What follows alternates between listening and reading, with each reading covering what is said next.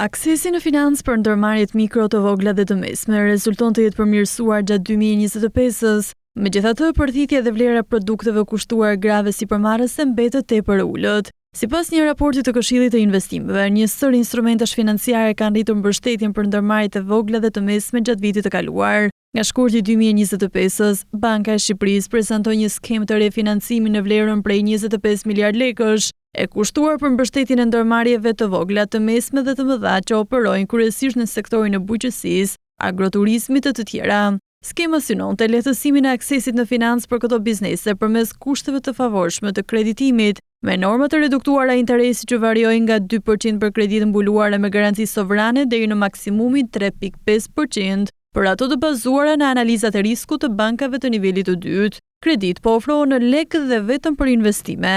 Skema është aktualisht në fazë zbatimi përmes bankave tregtare dhe deri në fund të dhjetorit 2025 janë disbursuar 127 kredi me vlerë totale 1.7 miliard lekë. Gjithashtu janë ndërmarrë disa marrëveshje për forcimin e aksesit në financë për ndërmarrjet me mbështetje nga institucione ndërkombëtare. Në janar 2025, Banka e Shqipërisë dhe Banka Evropiane e Investimeve nënshkruan një marrëveshje strategjike për zhvillimin e financave të gjelbra në vend, e cila parashikon hartimin e një taksonomie të gjelbër për klasifikimin e aktiviteteve të qëndrueshme, mbështetje për bankat në mobilizimin e fondeve për projekte të gjelbra, ndërtimin e kapaciteteve për menaxhimin e rreziqeve klimatike si dhe përgatitjen për parafrimin e standardeve të BE-s në këtë fushë. Pavarësisht këtyre, vjetre një mungesë vëmendje sa i takon produkteve financiare të dedikuara për gratë në biznes, përveç paketës së financimit dhe asistencës teknike prej 1 milion euro, nënshkruar në nëntor 2025 mes BERSH dhe një banke tregtare për zbatimin e skemës gratë në biznes.